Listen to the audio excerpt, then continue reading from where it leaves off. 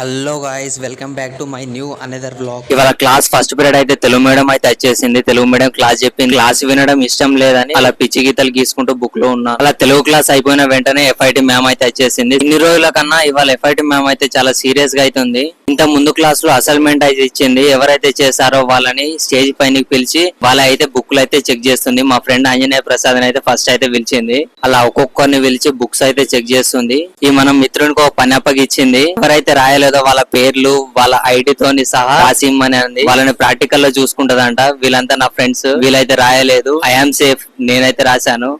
Guys, మా class లో ఏసీలు ఉంటాయి కానీ ఏసీలు రావు. ఇగో 2 ఏసీలు ఉన్నాయి. ఒక్క ఏసీ రాదు. ఒక్క ఏసీ, ఒక 2 ఫ్యాన్లు ఉంటాయి అంతే.